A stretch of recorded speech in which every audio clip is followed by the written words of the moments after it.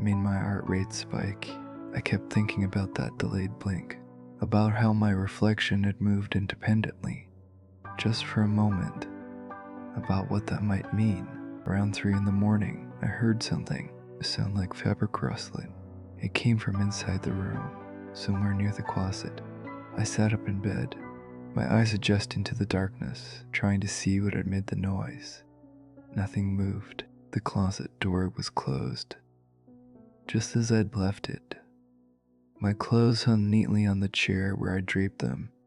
Everything was in its place, but the sound had been real. I knew it had been real. I got up and turned on the light. The sudden brightness made me squint, but I forced myself to check the closet, to look behind the door, to verify that I was alone. Of course I was, but the feeling of being watched remained stronger than ever. I didn't sleep for the rest of that night. I sat in my kitchen with all the lights on, drinking coffee and trying to rationalize what was happening to me. Sleep deprivation, I told myself, stress-induced hallucinations. Maybe I needed a vacation, maybe I needed to see someone. But even as I thought these things, I knew they weren't true. This wasn't psychological. This was something else. Something that defied rational explanation. The dreams started that same week. In them, I was always underground, trapped in some kind of tight space. The walls pressed against my skin from all sides, soft and wet and warm. I couldn't move, couldn't breathe properly, and there was this wet, rhythmic pulsing sound that seemed to come from everywhere at once. I'd wake up gasping, my sheets soaked with sweat, convinced I was suffocating. The feeling would linger for hours afterward.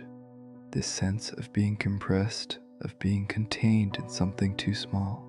The dreams became more detailed as the nights went on, and then I could feel the walls around me pulsing like living tissue. They weren't static walls. They moved, contracted, like I was inside something organic, something alive.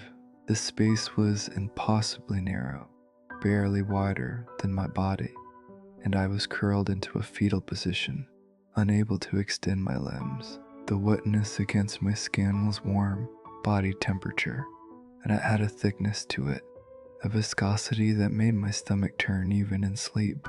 But the worst part wasn't the claustrophobia or the organic walls.